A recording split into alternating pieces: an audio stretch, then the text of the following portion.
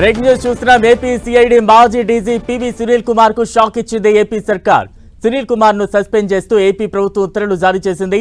అనుమతి లేకుండా సునీల్ కుమార్ విదేశాలకు వెళ్లారన్న ఆరోపణలపై ప్రభుత్వం ఈ చర్యలు తీసుకున్నట్లు తెలుస్తోంది.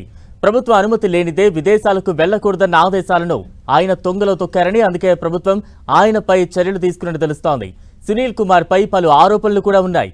ఆయన గత ప్రభుత్వానికి అనుకూలంగా పనిచేశారన్న ఆరోపణలు ఉన్నాయి. అలాగే రఘురామకృష్ణంరాజు కస్టోడియల్ టార్చర్ కేసులో కూడా సునీల్ కుమార్ పై ఆరోపణలు ఉన్నాయి. ఇక తాజా అప్డేట్స్ అందించేందుకు ప్రతినిధి విజయ్ చంద్ర సిద్ధంగా ఉన్నారు. విజయ్, సిఐడి మాజీ డీజీ పివి సునీల్ సస్పెన్షన్ వేటు వేసింది ఏపీ ప్రభుత్వము. ఈ మేరకు ప్రభుత్వం ప్రధాన కార్యదర్శి ఆదేశాలు జారీ చేయడం జరిగింది. అనుమతి లేకుండా విదేశాలకు వెళ్లాలన్నటువంటి ఆరోపణల మీద ఆయన ఈ సస్పెన్షన్ వేటు పడిందని చెప్పొచ్చు.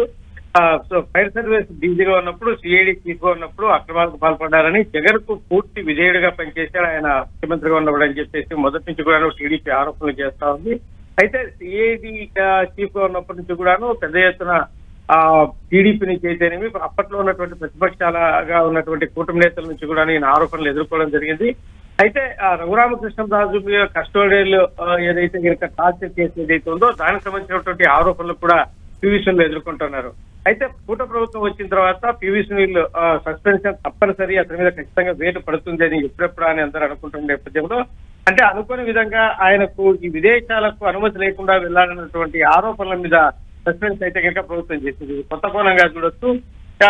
ఈ పివి సునీల్ ఆయనకు ఏదైతే కనుక ఇప్పుడు సస్పెన్షన్ ఆర్డర్ లో ఇచ్చినటువంటి వివరాలు మనం ఒకసారి చూస్తే కనుక 1/3/2024 నుంచి 4/3/2024 వరకు జార్జియా వెళ్లేందుకు అనుమతి తీసుకుని యుఏఈ వెళ్లారని, అలాగే 2/9/2023 నుంచి 11/9/2023 వరకు అనుమతి తీసుకోకుండా స్వీడన్ పర్యటన చేశారని, 1/2/2023 నుంచి 28/2/2023 వరకు అనుమతి లేకుండా యుఎస్ఏ పర్యటన చేశారని, 14/12/2022 నుంచి 19/12/2022 వరకు జార్జియాకు అనుమతి లేకుండా అనుమతి తీసుకుని యుఏఈ వెళ్లారని, అలాగే 2/10/2021 నుంచి 8/10/2021 వరకు అనుమతి లేకుండా యుఏఈ వెళ్లారని, అలాగే 21/12/2019 నుంచి 4/1/2020 వరకు యుఎస్ఏకి అనుమతి తీసుకుని యూకే వెళ్లారని చెప్పేసి ఈ ఆరోపణల మీద ఆయన మీద సస్పెన్షన్ వేటు వేయడం జరిగింది. ఐపీఎస్ అధికారులు విదేశీ పర్యటన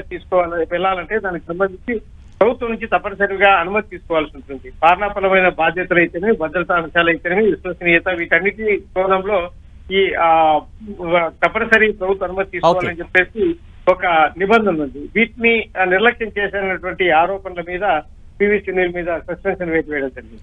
రైట్, థ్యాంక్ యూ విజయ్.